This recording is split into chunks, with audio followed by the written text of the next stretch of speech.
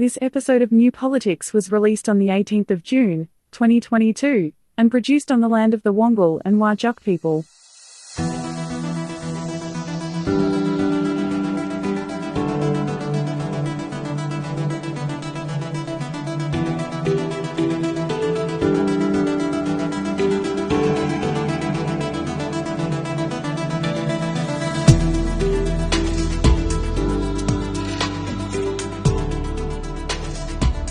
Welcome to New Politics. In this episode, the price of electricity has become the new focus of attention in politics. Labor still being blamed for all the problems caused by the coalition. And what are the key factors behind the election loss for Scott Morrison? I'm Eddie Djokovic, editor of New Politics. I'm David Lewis. I was born to dance. A big thank you to our new Patreon subscribers. Thanks for signing up. And if you'd like to support New Politics, you can support us through a Patreon subscription. It's just $5 per month for the Ruby Standard supporter level or $10 per month for the Gold Standard supporter level. But whether it's a subscription or if you just want to listen in, read our material online or buy a t-shirt or buy a book, it's all available at newpolitics.com.au, and all of this is a good way to support independent journalism.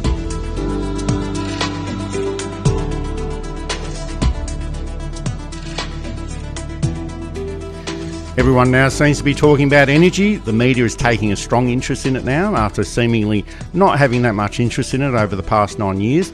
But a change of government does seem to sharpen the mind on certain issues. The opposition under Peter Dutton is offering suggestions about what the government needs to do on energy policy, talking up the need for nuclear power as part of the mix, even though every report that has been commissioned over the past 60 years has shown that nuclear power in Australia is not a viable energy source. And this includes a report commissioned by the previous Liberal National Government as recently as 2019. We haven't heard yet from the Labor government about how it intends to resolve these energy resource issues. In the past, they have mentioned that renewables and green energy should be part of the mix going into the future.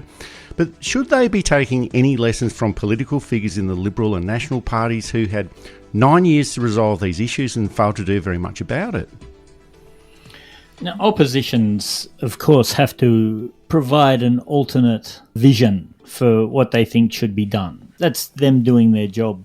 The trouble is that 3 weeks of a new government after 9 years of neglect isn't the time to start formulating this vision. I don't quite know what the best thing for them to do is, except to shut up and look at ways that they can improve their credibility, really. And regular listeners of the podcast will know that I'm about to say, and I hate saying this, and I do hate saying this. I'm looking forward to where we have an equally capable opposition as government, and both being capable.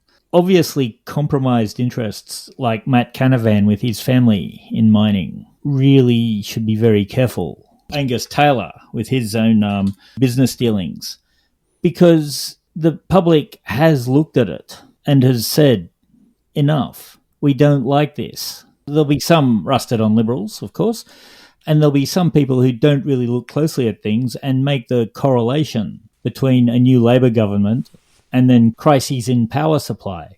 All I can say to those people is correlation is not causation, and that, as you said earlier, it's been a problem that's been 9 years of really... Neglect's not quite the word. It was more disruption, making sure that the natural market solution, which was to go to renewables, was ignored to actively pour more money into older forms of energy production. And with that happening, we now found ourselves in a spot where the market has failed so badly they've suspended trading in it. Hopefully this will mean free electricity for everybody, but I haven't adjusted the budget quite yet.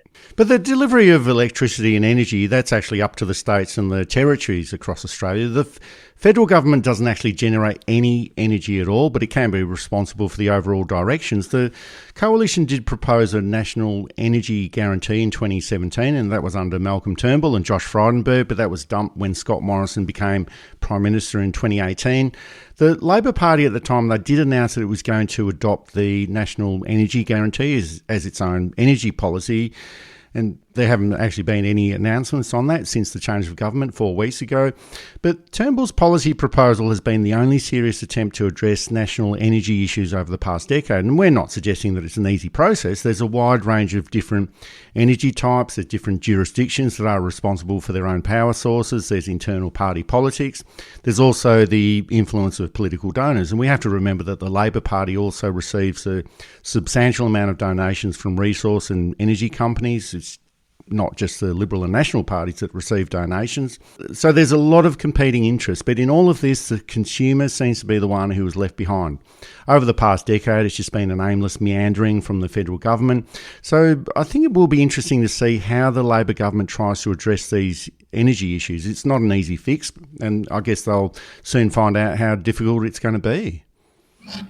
For all of those reasons that you suggested, plus a couple more, practicality and logistics, it's a transition. We can't say, right, by the end of the financial year, there'll be no more coal and gas, it'll all be renewables. It's a thing that can take probably a decade or even two, which is why the last 9 years were a complete waste. They could have started it in 2013 or even 2015.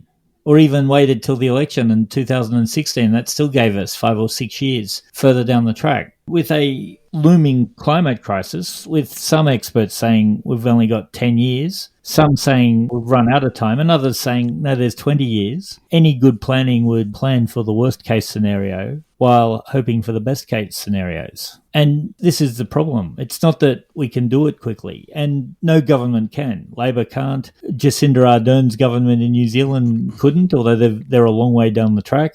It just takes a while. It is logistics, it's politics, it's the lot. So the sooner we get started on it, the better.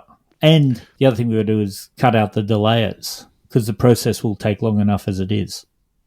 Well, one issue that I've noticed is that everyone has got the advice about what the new Labor government should do on energy and energy prices. The media is now having a good look at this, even though they haven't really taken too much interest over the past 9 years. The opposition is also suggesting all the ways the government should fix this energy crisis or the energy problems that we're currently having, even though they couldn't actually do much about it when they were in government.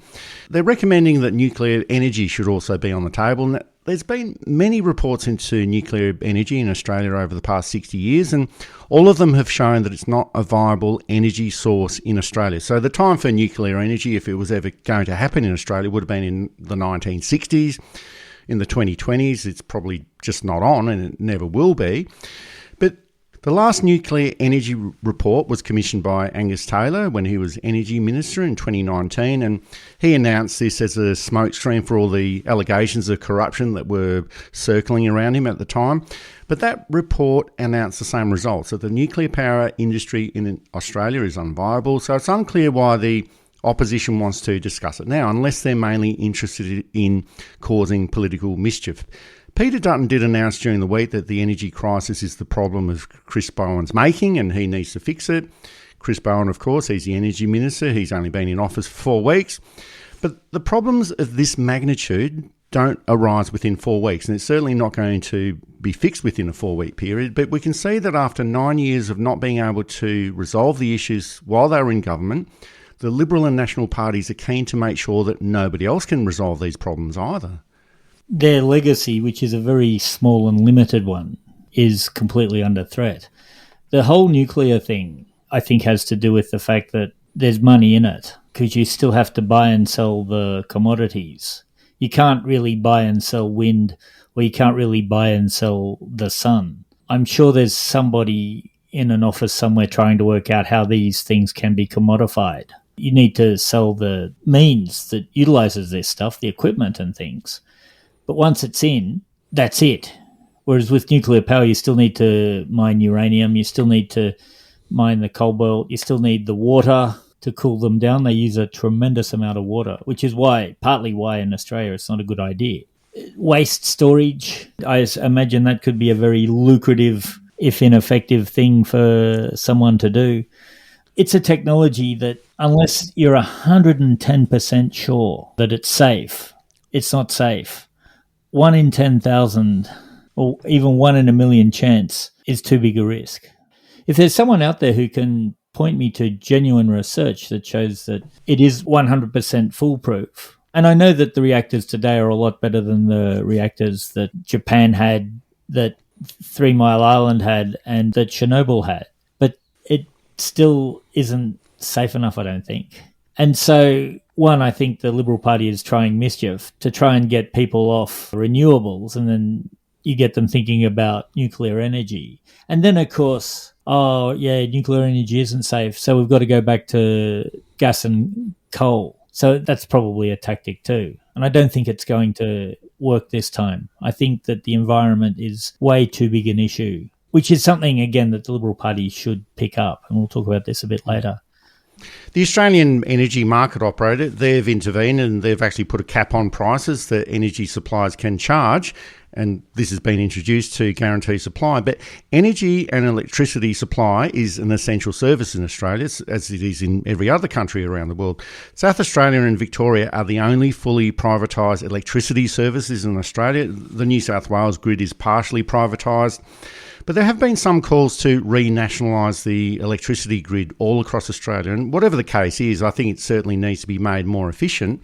But a country such as Australia should have an efficient and reliable electricity supply, and that's something that was promised under the National Electricity Market, and that's the network of suppliers of all areas except for Western Australia and Northern Territory. And there have been some benefits in having this system in place ever since it was created in 1998, but the system promised lower prices and reliability, and it seems that we don't have either of those at the moment, and it might be a time for a rethink about how this entire system works and whether it is the process of renationalising the national grid.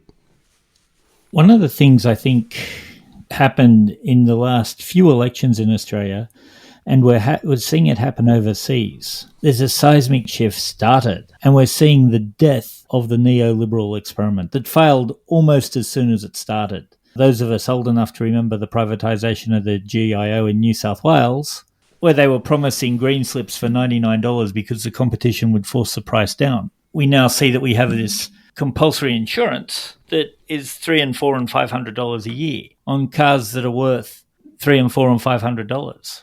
Privatisation has failed. It served nobody except those who it was always meant to serve, the owners of the system.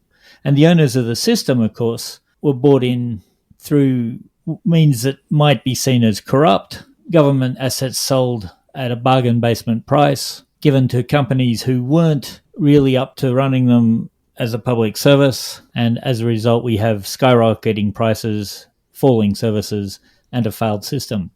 Now, is there a third option?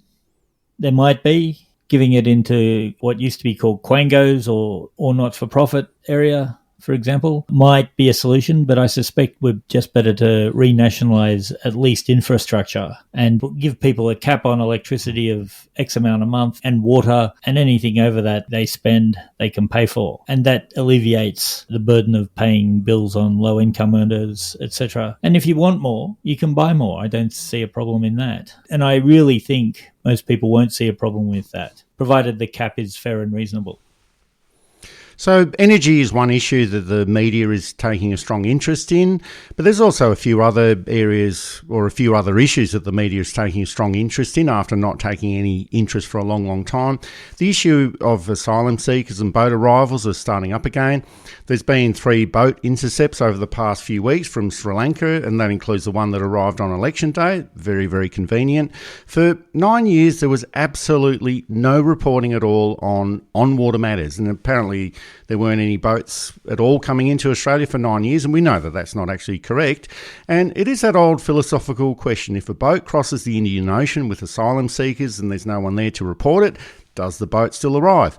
So apparently it's all okay to report on and speculate about boat arrivals now, but I was surprised to hear one story on the ABC during the week about Sri Lankan people, smugglers, telling their clients, hey everyone, there's a new Labor government in town and they're welcoming boat arrivals. Now, it is fantastic that the media is holding the government to account, even for things that they're not responsible for, but where have they been over the past 9 years when all the action was taking place?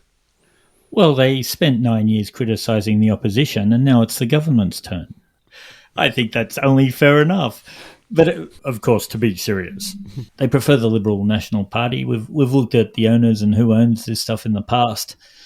I think in some parts of the media, not all, and I've been fair before, and I want to reiterate too that it's not every single journalist. There are excellent journalists working for all news outlets. So I don't want to say that if you work for Company X, you must be a terrible journalist. Statistically, you might be, but there are notable and honourable exceptions. But the owners of media didn't want Labor to win. It was clear that they didn't want Labor to win. And interestingly, this time, the Sydney Morning Herald gave a half-hearted, we think Labor's going to win the day before the election.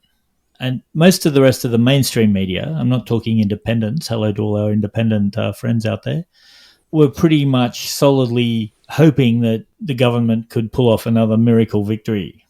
This didn't happen, of course.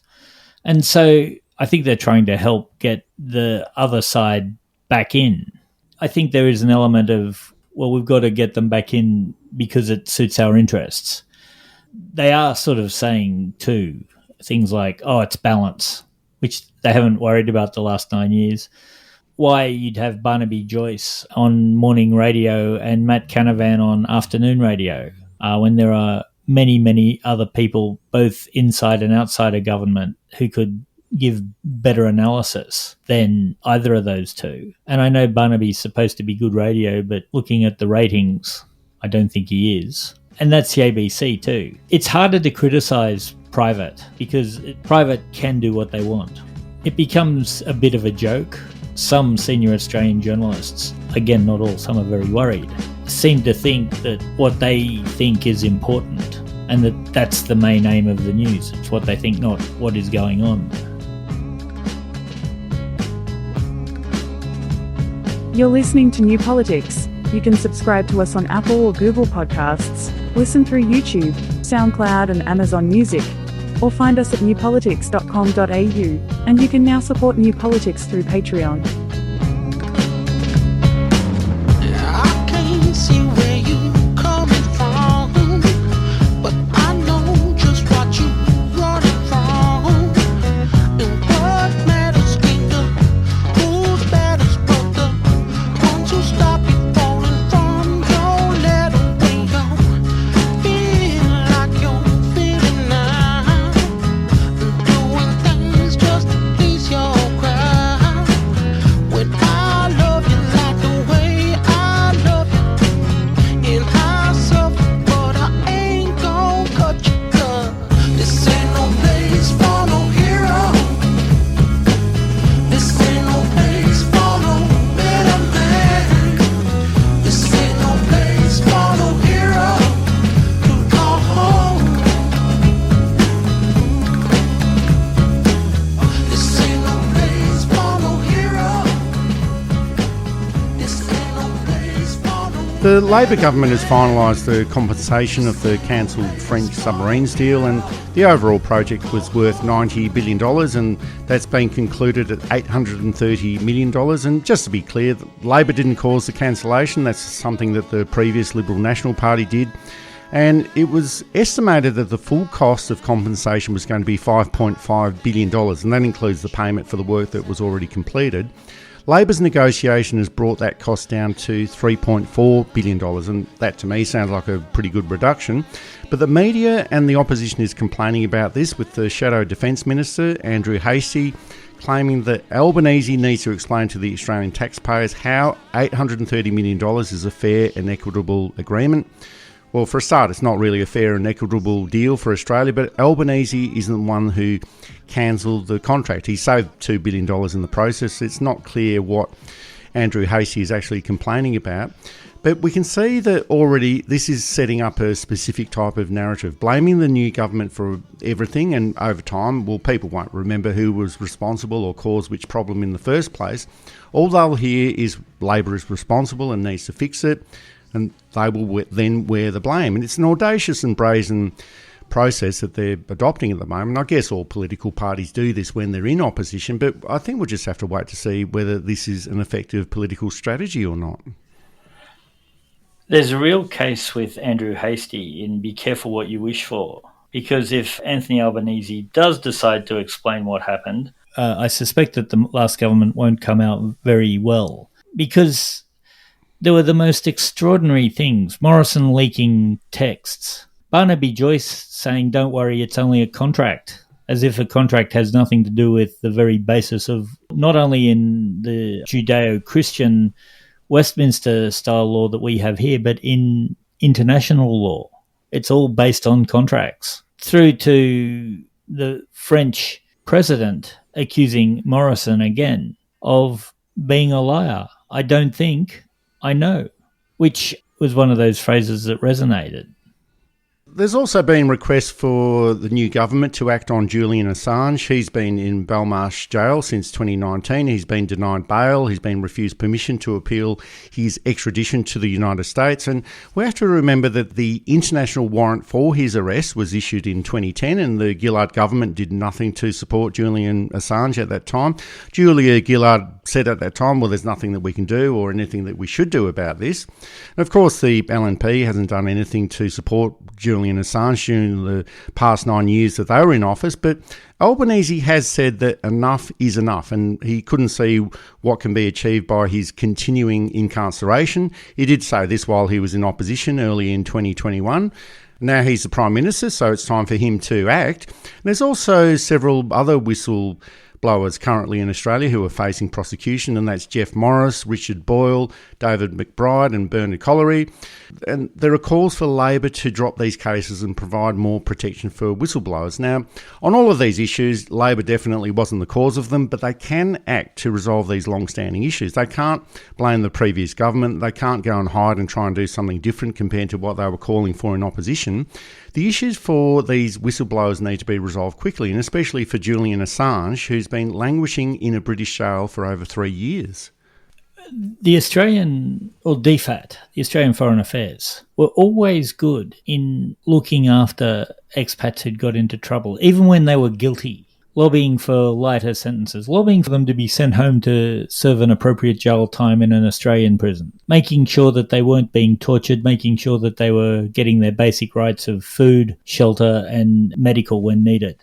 Is Julian Assange guilty of anything? It's hard to tell because the information that was leaked to him, by the way, may have compromised interests leading to the deaths of people who maybe wouldn't have been killed otherwise. But it's certainly the truth that Assange did nothing except shine a light on authority. And that, again, is the basis of democracy. Transparency, understanding what is right and wrong. Now, of course, when you get into the murky world of intelligence, laws and rules get murkier. But Assange wasn't part of that world. He had received information that he thought was important to be public. Collery and Witness K and all of those guys were in intelligence and felt that there was a moral issue that needed to be exposed in the workings of the Australian government. And I think they were right in that. Some things are kept secret for arguable reasons, maybe not valid reasons, but for arguable reasons. Other things shouldn't be secret at all. And when a government tries to hide things from its people, we're in a lot of trouble. Well, I guess the other issue is that, well, someone like Julian Assange, he's been in jail for 3 years, and it's not like he's in a jail where there's no extradition arrangements between Australia and that particular country. He's actually in a British jail, and we should be able to do a lot more than what's currently being done for him at the moment. But again, it gets back to that issue that Labor did make all of these comments and statements while they were in opposition, and now they're in government. Now is the time that they should be able to act on all of this, and it's no point in saying as much as you can while you're in opposition when you can't do anything about it. When you're in government, that's the time to do it. And I do accept that there's going to be a whole lot of diplomatic issues that have to be taken into account. And as Anthony Albanese did say, well, there's no point in using the megaphone to bleat out all of these issues and criticise the British government or the American government about this. You do it behind closed doors. And of course, we won't know what's going on behind these closed doors until information is released. But as I said before, it's probably time for the Australian government to do something about not just Julian Assange, but all of the other whistleblowers that are currently facing prosecution in Australia.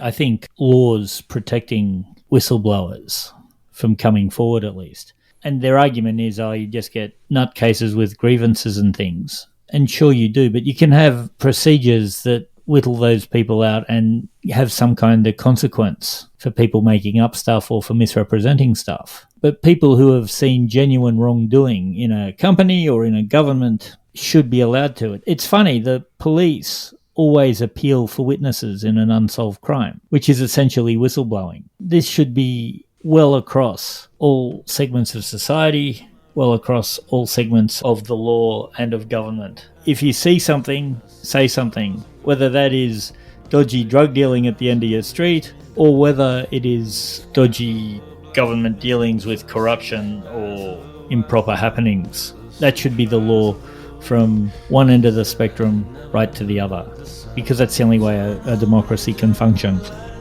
And I should also add, he's still got enough political capital in that we can accept that they're working backstage to try and alleviate things for Assange and even free him. And if this is happening, when it plays out, we can examine it then, whether it was the right thing or not. You're listening to New Politics. You can subscribe to us on Apple or Google Podcasts, listen through YouTube, SoundCloud and Amazon Music, or find us at newpolitics.com.au, and you can now support New Politics through Patreon. Under the withered white skies of humiliation, under the withered white skies of humiliation,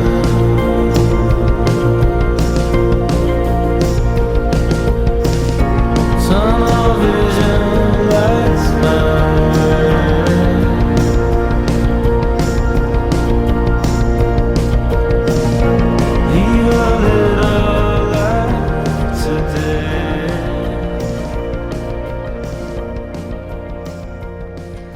It's been 4 weeks since the federal election, and now is the time that all the party officials start to look at what went right and what went wrong.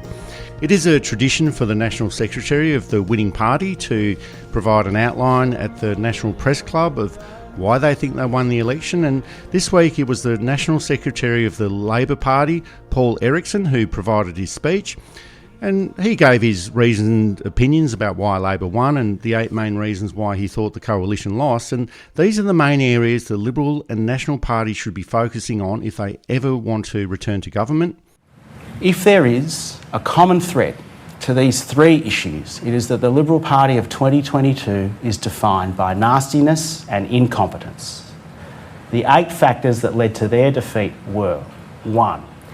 A pathological refusal to take responsibility for anything, which comes from their small government mindset. 2. Incompetent management of the federal government's responsibilities during the pandemic. 3. Cabinet-wide partisan attacks on state and territory governments throughout COVID, which particularly alienated voters in Victoria and Western Australia. 4. Incompetent budget management. 5. An incompetent and incoherent response to the cost of living crisis. 6. Incompetent engagement with our allies and our region. 7. A lack of awareness or interest in women's experiences across the economy and society. And 8. A decades-long failure to take climate change seriously. Scott Morrison may have come to personify these failures, but they are institutional and collective, not individual. They are actively prosecuted by senior cabinet ministers and all coalition leaders, including the 2 men then seen as the only likely successors to Scott Morrison, Josh Frydenberg and Peter Dutton. Winning election strategists are always presented as the genius political campaigner, and the losers are presented as weak and useless, and that's the way that it's always been, but it's not as clear-cut as that. Winning an election is always very, very difficult. It's not as though your opponents don't put up a fight in an election campaign, but there are lessons for all sides of politics from this past election, and I think Paul Erickson has provided the Liberal and National parties with some very valuable free advice. Some of it was very obvious, and I don't mean that to sneer at him. I mean, it needed to be said. Stuff like they didn't pay enough attention to the environment. That was clear. nearly all the crossbenchers, all of whom won Liberal seats, I think, apart from the ones who were already in seats like, well, Rebecca Sharkey in Mayo, which was a Liberal seat, and Andrew Wilkie, his seat, which had been a Liberal seat, and Adam Bant, who took his seat off the Labor Party. The other two Greens took their seats off the Labor Party. So a lot were taken from the Liberal Party. And all of those independents, except for Tu Lee in Cabramatta, who's slightly different, said they would have voted for the Liberal Party had things been different.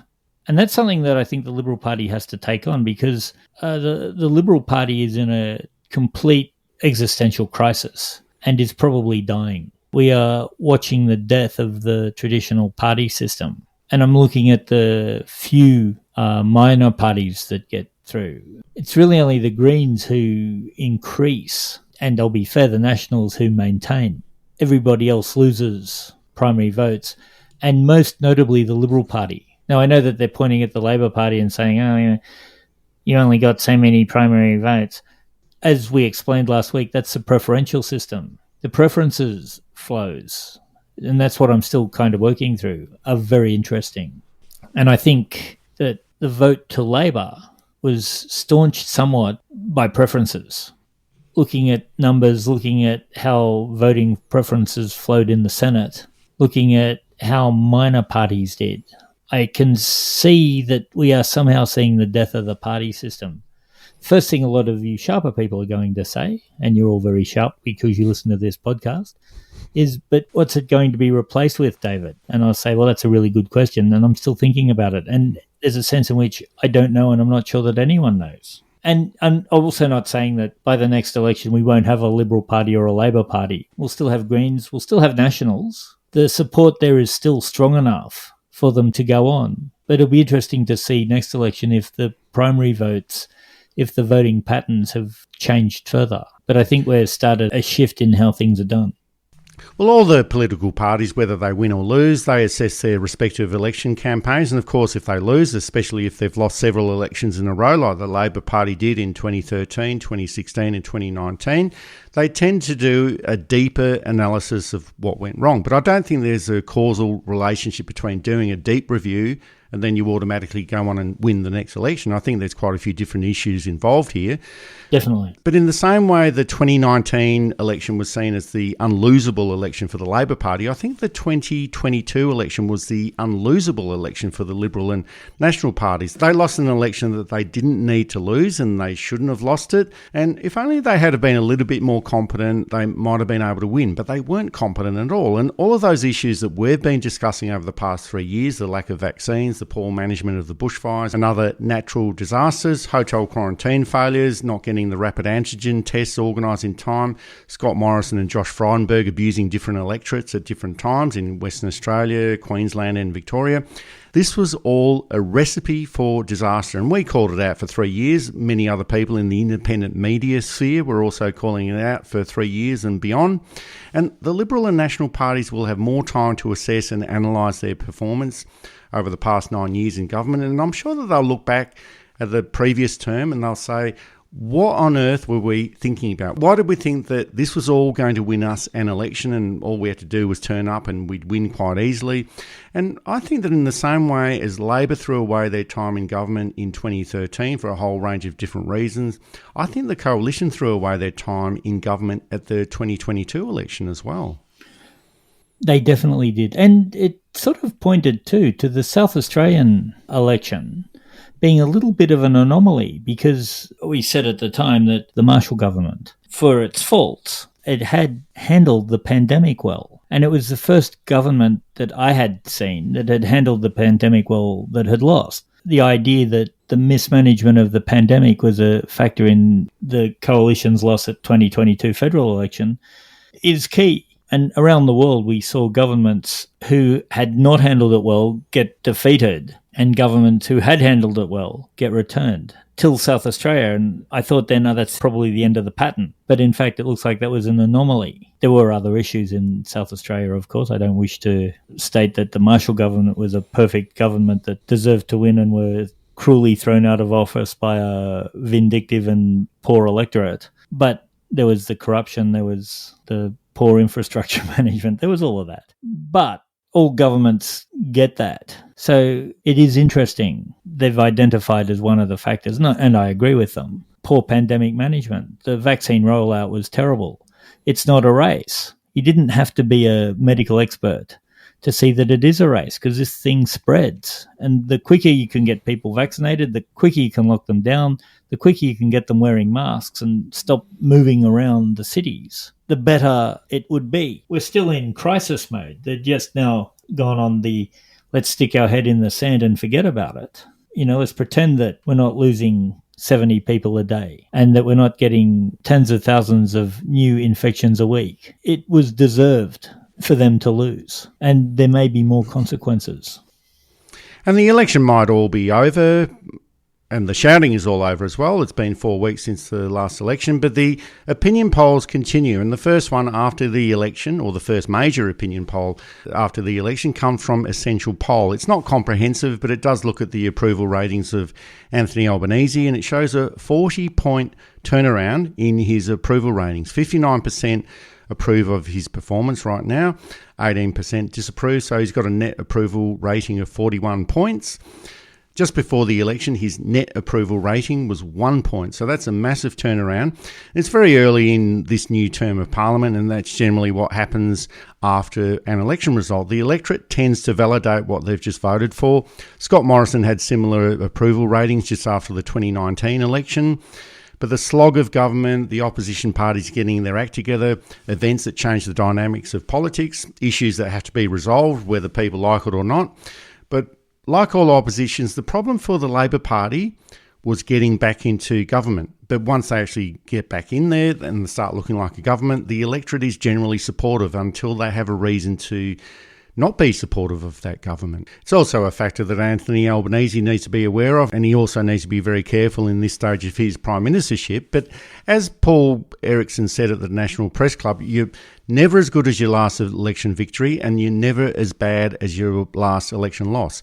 Scott Morrison had very high approval ratings in the early part of the pandemic in 2020, and the media at that time, they actually suggested that he was the next Bob Hawke and the greatest Prime Minister ever. Well, he squandered all of that, as I've described before, and he ended up just becoming the next Scott Morrison. He didn't become the next Bob Hawke at all, and he ended up losing the 2022 federal election. And instead of becoming the greatest Prime Minister, people have started asking the question, well, was Scott Morrison the worst Prime Minister in Australia's history? And I can only base this on my own living memory and my own personal experience, but definitely the worst that I've come across. But David, your understanding of Australian history is better than mine, and there's been a lot of bad Prime Ministers to choose from, but was Scott Morrison Australia's worst Prime Minister, in your opinion?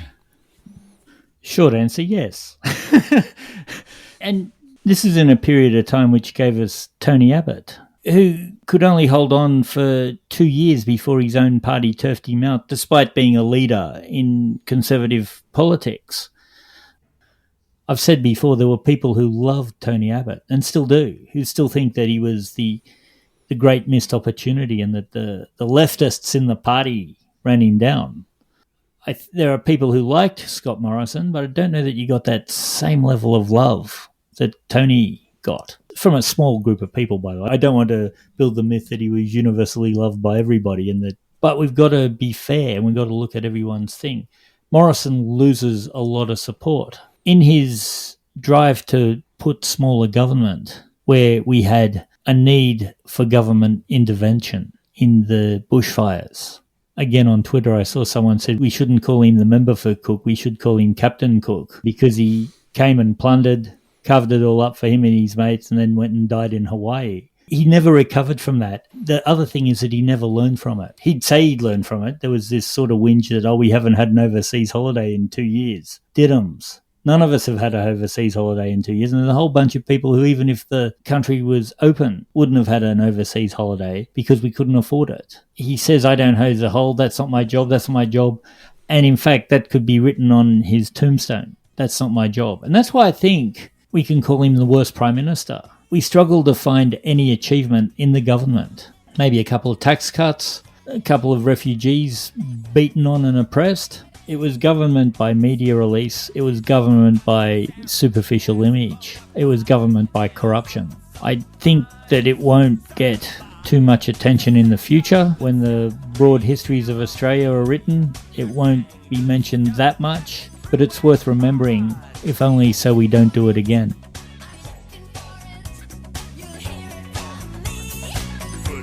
That's it for this episode of New Politics. Thanks for listening in. If you'd like to support our style of journalism and commentary, please make a donation at our website at newpolitics.com.au. We don't beg, plead, beseech or gaslight you about journalism coming to an end. We just keep it very simple. If you like what we do, please send some support our way. It keeps our commitment to independent journalism ticking along. I'm Eddie Djokovic. Thanks for listening in, and it's goodbye to our listeners. I'm David Lewis. We'll see you next time.